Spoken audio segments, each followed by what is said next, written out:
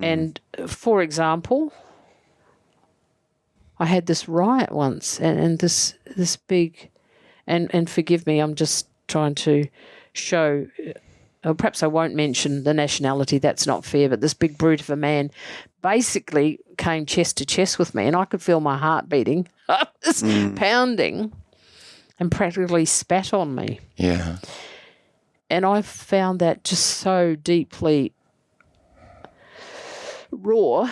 And I realised in that moment that he had nothing else. That was his last hurrah. Okay.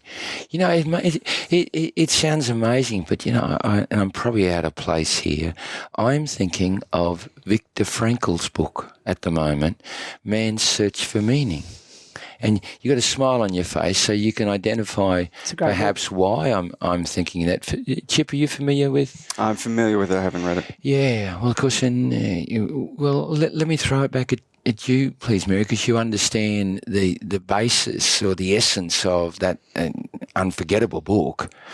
What did you discover? What kept people not alive? What gave them energy? What gave them hope?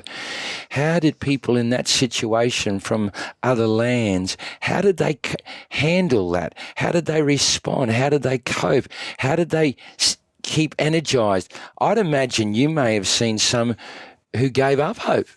I did. You saw some who possibly committed suicide?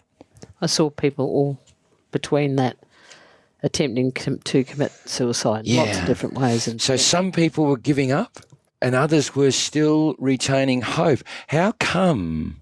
What was the difference? Well, that's a good question. But let me answer something else. Those people had purpose. Yeah, come in. See, we're right back to this that we talked about before. They were driven to find a place to settle where they felt safe. Yeah. And they could start the whole trust cycle again. So you're quoting straight from the Viktor Frankl book, because he said... Do you know I haven't read that book? Well, here's what he said. He said, even if their purpose was to get back at the guards with hatred, that was enough energizing to keep them alive. Those who lost purpose, some of those were ones that threw themselves on the electric fence. Gave up life. Well, purposelessness is hopelessness, isn't it? Say that again, please, Chip. Purposelessness is hopelessness. I want you to elaborate on it, explain it. Hope, if we define it as most people do, I think, which is just a belief in something worth living for in the future. Yeah. You deny someone purpose, you deny someone hope. Without hope, there is nothing. You will. And you push them into resignation, you see. Yeah. You push them into resignation. Yeah. And when I'm resigned, I'm just going to lie down and die. That's it. Yeah. What's the point?